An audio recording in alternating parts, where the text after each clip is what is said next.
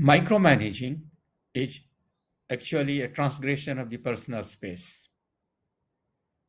It is to be shunned by the managers, and it has become a curse for the employees as well. The impact of the micromanagement can be felt by the employees when they feel threatened. They feel their personal space being violated. It ultimately impacts their morale, causes anxiety and depression. It impacts their productivity also. And majority time people they consider resigning and moving out. I have seen in my own service career that many people either they try to move out of the clutch of a micromanager to another department or just to resign to move out. So if nowadays when there is the great resignation drive is going on and also we are facing problem by the various organizations to retain their best talent, the, this micromanagement need to be eradicated. Why micromanaging? This is just because of the fear of losing power. The manager, it is a false notion. They think that, okay, because they are managers, so they have the authority and the position to dictate anything, which is completely wrong. And they try to show many a times that they are the expert in their field, which possibly is not true most of the time. And the biggest stumbling block is actually they lack confidence in employees' work. And they have also a desire to remain connected with the work which they used to do as an employee.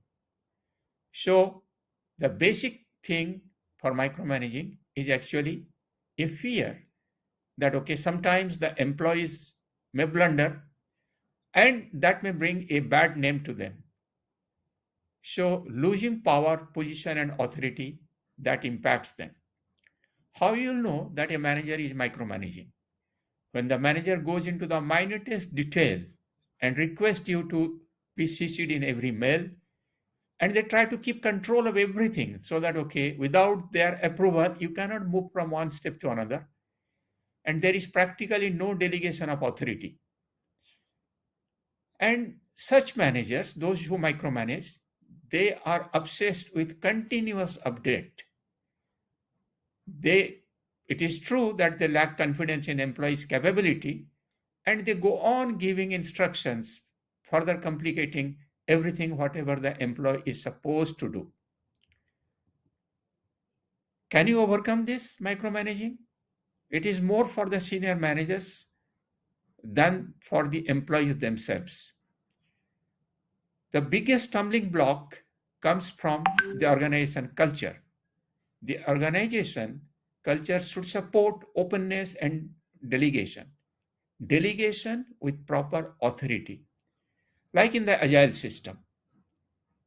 The organization should support that, okay, once we have recruited people to do their work, they should be given enough space to carry out their work and without being micromanaged by their manager.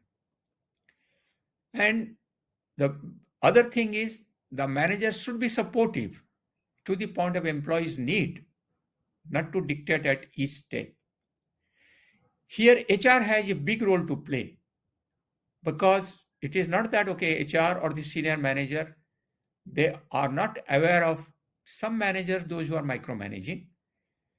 They should create a policy to support and coach to avoid this micromanaging. They should provide necessary coaching to these managers so that, okay, they can just get rid of this micromanagement business. And senior managers should recognize such offenders and make them mend their way. Now, the question is, sometimes we wonder that during the recruitment process, we recruit the best talent and then thereafter we try to control them Is it not something that which is very ironical? So if you are a manager, please do not try to micromanage and believe in the capability of your staff, your employees. And if you are an employee, then think many times before you are getting micromanaged by a manager. If it is getting too much for you, it is better to move or get transferred to another department if possible, or think of finding another avenue.